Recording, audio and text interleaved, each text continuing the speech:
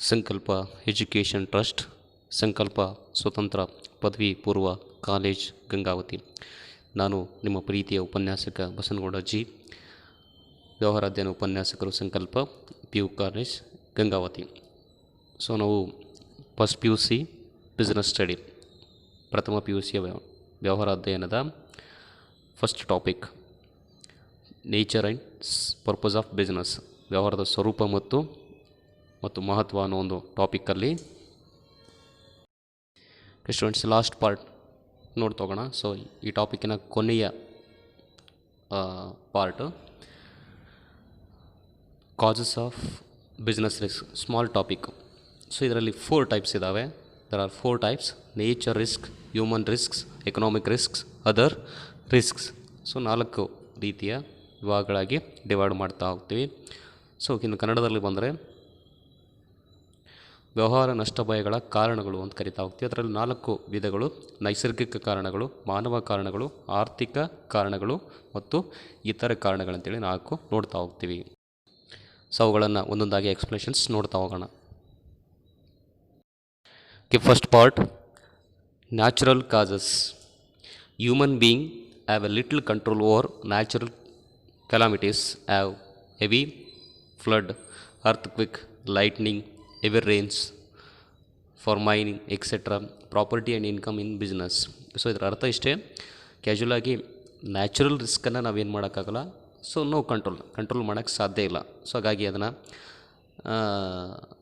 Natural causes. So ಇವೆಲ್ಲ ಬಿಸ್ನೆಸ್ಗೆ ತೊಂದರೆಗಳಾಗ್ತಕ್ಕಂಥ. So heavy flood ಅಂದರೆ ನೆರೆ ಹಾವಳಿ ಬಂದಾಗ, ಅರ್ಥಕ್ವಿಕ್, ಸೊ ಭೂಕಂಪ ಆದಾಗ, ಈ ಥರ. ಸೊ ಇನ್ನು ಕನ್ನಡದಲ್ಲಿ ನೋಡಿಕೊಂಡಾಗ ನೈಸರ್ಗಿಕ ಕಾರಣಗಳು, ಮಾನವರಿಗೆ ನೈಸರ್ಗಿಕ ವಿಕೋಪಗಳಾದ ಪ್ರವಾಹ, ಭೂಕಂಪ, ಮಿಂಚು ಮತ್ತು ಸಿಡಿಲು, ಬರಗಾಲ ಮುಂತಾದವುಗಳ ಮೇಲೆ ಕಡಿಮೆ ನಿಯಂತ್ರಣವಿರುತ್ತದೆ.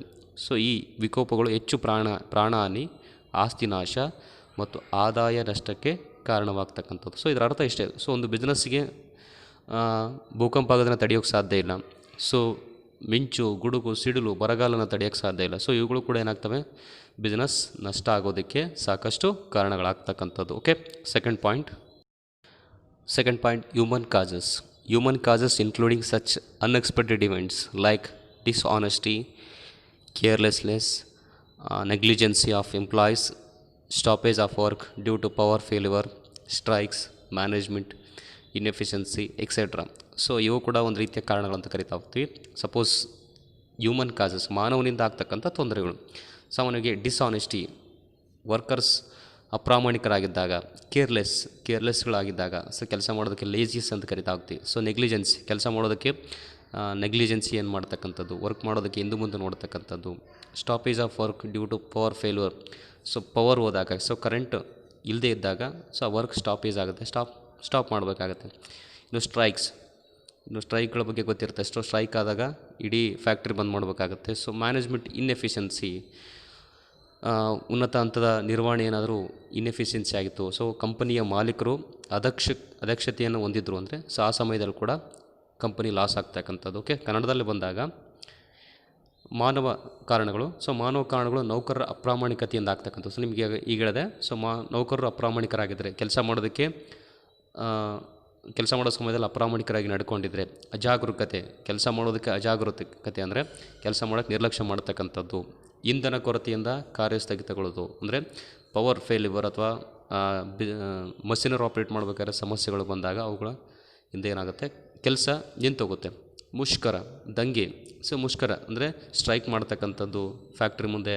ಸೊ ಇವೆಲ್ಲವೂ ಏನಾಗ್ತವೆ ಅಂದರೆ ಒಂದು ಅರ್ಥದಲ್ಲಿ ಬಿಸ್ನೆಸ್ ನಷ್ಟ ಆಗೋದಕ್ಕೆ ಕಾರಣಗಳಾಗ್ತಕ್ಕಂಥವು. Okay, next point, third point, economic causes. These includes uncertainties relating to demand for goods, competitions, price, collection of dues from customers, changing of technology or method of production, etc. So financial problems like rise in interest rate for borrowing, heavy of higher taxes, etc. Okay, so these includes uncertainties. Sometimes ಗೂಡ್ಸ್ಗೆ demand ಇಲ್ಲದೆ ಇದ್ದಾಗ, okay, ನಮ್ಮಲ್ಲಿ ಪೈಪೋಟಿ competition ಜಾಸ್ತಿ ಆದಾಗ, so prices inflation deflation ಆದಾಗ, ಕಸ್ಟಮರಿಂದ ಬರಬೇಕಾಗಿರೋ ದುಡ್ಡು ಬರದೇ ಇದ್ದಾಗ, ಅಂದರೆ collection of dues from customers ನಮಗೆ ಉದ್ರಿಯನ್ನು ಕೊಟ್ಟಾಗ ಅಮೌಂಟನ್ನು ಕೊಡದೇ ಇದ್ದಾಗ, ಚೇಂಜ್ ಆಫ್ ಟೆಕ್ನಾಲಜಿ, ಹೊಸ ಟೆಕ್ನಾಲಜಿಗಳು ಚೇಂಜ್ ಆದಾಗೆಲ್ಲ, ಮೆಥಡ್ ಆಫ್ ಪ್ರೊಡಕ್ಷನ್ಸ್, ನಮ್ಮ ಓಲ್ಡ್ ಮೆಥಡಲ್ಲೇ ನಾವು ಪ್ರೊಡಕ್ಷನ್ ಮಾಡ್ತಾಯಿದ್ವಿ ಅಂದಾಗ, ಅಥವಾ ನಾವು ಮಾಡುವಂಥ ಮೆಥಡ್ ಸರಿಯಾಗಿಲ್ಲ ಅಂದಾಗ, ಸೊ ಇವೆಲ್ಲವೂ ಏನಾಗ್ತಾವೆ ಅಂದರೆ ಆಲ್ಮೋಸ್ಟ್ ಆಲು ಬಿಸ್ನೆಸ್ ನಷ್ಟ ಆಗೋದಕ್ಕೆ, ಅಂದರೆ ವ್ಯವಹಾರ ನಷ್ಟ ಆಗೋದಕ್ಕೆ ಕಾರಣ ಆಗ್ತಕ್ಕಂಥವು. ಓಕೆ, ಇದನ್ನು ಈಸಿಯಾಗಿ ಅಂಡರ್ಸ್ಟ್ಯಾಂಡ್ ಮಾಡ್ಕೊಳ್ತಾರೆ. ಕೆಳಗಡೆ ಇನ್ನೊಂದು ಕೊಟ್ಟಿದ್ದಾರೆ, financial problems like rise in the interest rate for borrowing. Interest rate ಹೆಚ್ಚಾದಾಗ, ಸೊ ಬಡ್ಡಿ ದರದಲ್ಲಿ ಹೆಚ್ಚಾದಾಗ, ಹೆವಿ ಟ್ಯಾಕ್ಸಸ್, ತೆರಿಗೆ ಹೆಚ್ಚಾದಾಗ, ಸೊ ಹೀಗಾಗಿ ಇವೆಲ್ಲವೂ ಏನಾಗ್ತಾವೆ ಅಂದರೆ ಬಿಸ್ನೆಸ್ ನಷ್ಟ ಆಗೋದಕ್ಕೆ ಕಾರಣ ಆಗ್ತಕ್ಕಂಥವು. ಓಕೆ, ಸೊ ಇನ್ನು ಕನ್ನಡದಲ್ಲಿ ಎಕ್ಸ್ಪ್ಲನೇಷನ್ಸನ್ನು ನೋಡ್ತಾ ಹೋದಂಗೆಲ್ಲ ನಿಮ್ಗೆ ಅರ್ಥ ಆಗ್ತಾ ಹೋಗುತ್ತೆ. ಆರ್ಥಿಕ ಕಾರಣಗಳು ಇವು ಸರಕುಗಳ ಬೇಡಿಕೆ, ಪೈಪೋಟಿ, ಬೆಲೆ, ಗ್ರಾಹಕರಿಂದ ಬರಬೇಕಾದ ಬಾಕಿ, ಉತ್ಪಾದನಾ ವಿಧಾನ, ತಂತ್ರಜ್ಞಾನದಲ್ಲಿ ಬದಲಾವಣೆ ಮುಂತಾದವುಗಳಿಗೆ ಸಂಬಂಧಿಸಿದೆ. ಅನಿಶ್ಚಿತತೆಗಳಿಂದ ಒಳಗೊಂಡಿವೆ. ಹಣಕಾಸಿನ ತೊಂದರೆಗಳಾದ ಸಾಲದ ಮೇಲಿನ ಬಡ್ಡಿ ದರದಲ್ಲಿ ಹೆಚ್ಚಳ, ಹೆಚ್ಚಿನ ತೆರಿಗೆ ಮುಂತಾದವುಗಳು ಕೂಡ ಆರ್ಥಿಕ ಕಾರಣಗಳಲ್ಲಿ ಬರ್ತಕ್ಕಂಥವು. ಸೊ ಇಷ್ಟೊತ್ತವರೆಗೂ ನಾನು ಅದನ್ನು ಹೇಳಿದೆ. ಸರಕುಗಳಲ್ಲಿ ಬೇಡಿಕೆ ಹೆಚ್ಚು ಕಮ್ಮಿ ಆದಾಗ, ಅಂದರೆ ಹೆಚ್ಚಾದರೆ ಪರವಾಗಿಲ್ಲ, ಸೊ ಕಡಿಮೆ ಆಯಿತು ಅಂದರೆ ಸೊ ಸರಕುಗಳು ಸೇಲ್ ಆಗೋದಿಲ್ಲ, ಸೊ ಡಿಮ್ಯಾಂಡ್ಸ್ ಕಡಿಮೆ ಆಗ್ತಾ ಹೋದಂಗೆಲ್ಲ ಲಾಸ್ ಆಗ್ತಕ್ಕಂಥದ್ದು. ಇನ್ನು ಮಾರ್ಕೆಟಲ್ಲಿ ಪೈಪೋಟಿ, ಕಾಂಪಿಟೇಷನ್ ಇವತ್ತು ಜಾಸ್ತಿ ಇದೆ, ಸೊ ಆ ಕಾಂಪಿಟೇಷನ್ ಮಾಡೋದಕ್ಕೆ ಸಾಧ್ಯ ಇಲ್ಲದೆ ಇದ್ದಾಗ, ಪ್ರೈಸಸ್, ಬೆಲೆಗಳಲ್ಲಿ ಏರಿಳಿತ ಆದಾಗ, ಸೊ ಆ ಥರ ಸಮಸ್ಯೆಗಳು ಕೂಡ ಆದಾಗ ಏನಾಗುತ್ತೆ, ಒಂದು ರೀತಿ ತೊಂದರೆಗಳಾಗ್ತಕ್ಕಂಥದ್ದು. ಗ್ರಾಹಕರಿಂದ ಬರಬೇಕಾಗಿರೋದು ಬಾಕಿ ಕೂಡ ಬರದೇ ಇದ್ದಾಗ, ಸೊ ಅವು ಲಾಸಸ್ ಆಗ್ತಕ್ಕಂಥದ್ದು. ಉತ್ಪಾದನಾ ವಿಧಾನ, ತಂತ್ರಜ್ಞಾನದಲ್ಲಿ ಬದಲಾವಣೆ. ಸೊ ನಾನು ಆಲ್ರೆಡಿ ಹೇಳ್ದಂಗೆ ಟೆಕ್ನಾಲಜಿ, ಉತ್ಪಾದನಾ ವಿಧಾನ, ತಂತ್ರಜ್ಞಾನಗಳು, ಟೆಕ್ನಾಲಜಿಗಳು ಇವತ್ತೆಲ್ಲ ಬದಲಾವಣೆ ಆಗ್ತಕ್ಕಂಥವು. ಸೊ ಇವೆಲ್ಲವೂ ನಾವೇನಂತೀವಿ, ನಮ್ಮ ಬಿಸ್ನೆಸ್ ನಷ್ಟ ಆಗೋದಕ್ಕೆ, ಸೊ ಆರ್ಥಿಕವಾಗಿ ನಷ್ಟ ಆಗೋದಕ್ಕೆ ಕಾರಣಗಳು ಅಂತೇಳಿ ಹೇಳ್ಬೋದು. ಇದಲ್ಲದೇ ಕೆಲವೊಂದಿಷ್ಟು ಕೆಳಗಡೆ ಕೊಡ್ತಾ ಹೋಗ್ತಾರೆ. ಹಣಕಾಸಿನ ತೊಂದರೆಗಳಾದ ಸಾಲದ ಮೇಲಿನ ಬಡ್ಡಿ ದರದಲ್ಲಿ ಹೆಚ್ಚಳ, ಅಂದರೆ ನಾವು ಸಾಲ ತೆಗೆದುಕೊಂಡಿರ್ತಕ್ಕಂಥ ಸಾಲದ ಮೇಲೆ ಬಡ್ಡಿ ಹೆಚ್ಚಳ ಆಗ್ತಕ್ಕಂಥದ್ದು. ಅದಲ್ಲದೆ ಟ್ಯಾಕ್ಸಸ್, ಸರ್ಕಾರಗಳು ವಿಧಿಸ್ತಕ್ಕಂಥ ತೆರಿಗೆಗಳು ಹೆಚ್ಚಾದಾಗೆಲ್ಲ ಏನಾಗುತ್ತೆ, ಬಿಸ್ನೆಸ್ ಲಾಸ್ ಆಗ್ತಕ್ಕಂಥದ್ದು. ಓಕೆ, ನೆಕ್ಸ್ಟ್ ಪಾಯಿಂಟ್ ನೋಡ್ತಾ ಹೋಗೋಣ. Okay, last point, other causes. These are unforeseen events like political disturbance, mechanical failures such as bursting of boiler, fluctuations in exchange rates, etc., which leads to the possibility of business risks. So ಇದರ ಅರ್ಥ ಇಷ್ಟೇ, political disturbance, politically changes ಆದಾಗ, sometimes politically ಅಂದರೆ ರಾಜಕೀಯ ವ್ಯವಸ್ಥೆಗಳ ಬದಲಾವಣೆ ಆದಾಗೆಲ್ಲ ಏನಾಗುತ್ತೆ, ಸೊ ಅವು ಬಿಸ್ನೆಸ್ಗೆ ಎಫೆಕ್ಟ್ ಆಗ್ತಕ್ಕಂಥದ್ದು, ತೊಂದರೆ ಆಗ್ತಕ್ಕಂಥದ್ದು. ಸಮ್ಟೈಮ್ಸ್ ಬಾಯ್ಲರ್ ಬ್ರಸ್ಟ್ ಆಗ್ತಕ್ಕಂಥಂದರೆ ಬಾಯ್ಲರು ಸ್ಫೋಟ ಆಗ್ತಕ್ಕಂಥದ್ದು. ಸೊ ಇವುಗಳು ಕೂಡ ಏನಾಗ್ತವೆ, ಒಂದಿಷ್ಟು ಬಿಸ್ನೆಸ್ಗೆ ನಷ್ಟ ಆಗ್ತಕ್ಕಂಥವು. ಸೊ ಇವು ಕೂಡ ರಿಸ್ಕ್ ಅಂತಲೇ ಕರಿತಾ ಹೋಗ್ತೀವಿ.